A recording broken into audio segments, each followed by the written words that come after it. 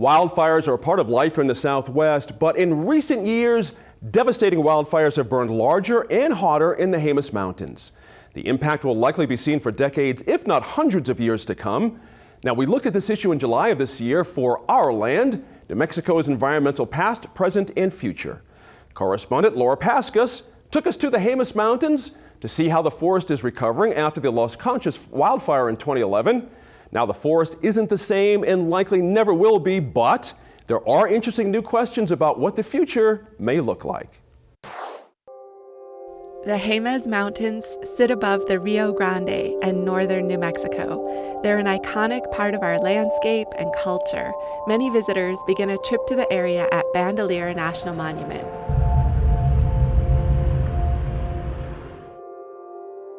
We're right here in the headquarters area.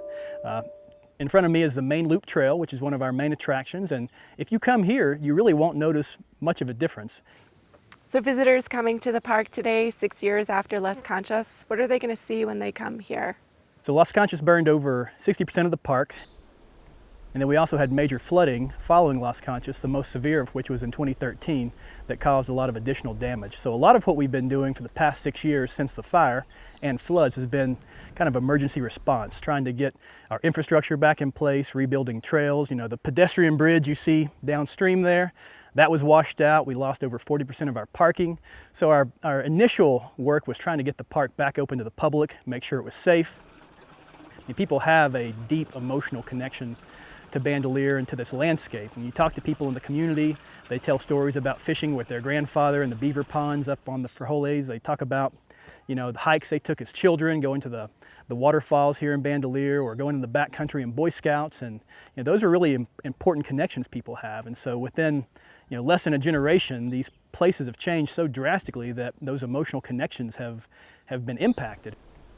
We've got large areas of ponderosa forest or mixed conifer forest that have now transitioned into shrubs and grasslands, and we don't know if those forests are going to regenerate naturally. We don't know if those shrublands are going to be sort of the more permanent type of forest that we have, and we're really trying to figure that out right now.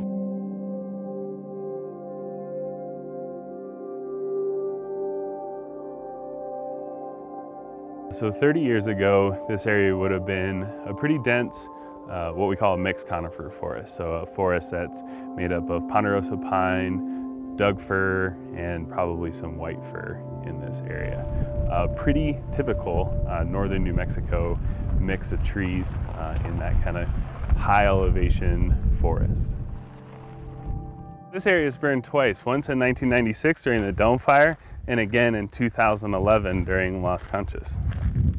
So this area provides a potential future for what the East Jemez could look like in the future. And what you can see out here is when we look out towards the San Miguel Mountains, we can see seed sources that survived the 96 fire, these gray sticks, patches of sticks in those shrub fields. And those were serving as the mother trees to regenerate the forest moving forward. So one of the most remarkable things about Las Conchas was the size of the high severity patches. And so by high severity, we mean the patches that were left essentially without any living trees, so no seed sources. In some places in Las Conchas, those high severity patches were 30,000 acres. Ponderosa pine just aren't well adapted to recover after high severity fire. And so when you get these large patches of high severity fire, ponderosa pine doesn't have any adaptation. There's no mechanism for it to quickly and rapidly recolonize these patches. And so the area that we're looking at, the area that we're standing at, without a seed source nearby, is likely to remain free of ponderosa pine for at least the next 100, 200 years. We know that this landscape is going to warm up. We don't know how much it's going to warm up. We don't know if this landscape can support ponderosa pine in the future. Maybe it's better for us to look around and try to understand what this system is providing for us, what the benefits are of this system, how this system might interact with droughts. Maybe these shrublands and grasslands are actually a much more resilient system in the future.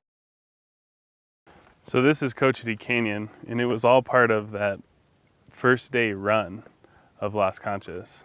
The landscape changed dramatically and quickly, but for people who work here, who live here, there are still reasons to love this place. I don't want people to think that the Jemez Mountains is burned up and it's been devastated and there's nothing up here. I think there's a lot of reasons for hope on the East Jemez. There's a lot of reasons to still consider this landscape to be magical and beautiful and wonderful, and still a lot of reasons to recreate and enjoy this landscape, and however people enjoy the public lands.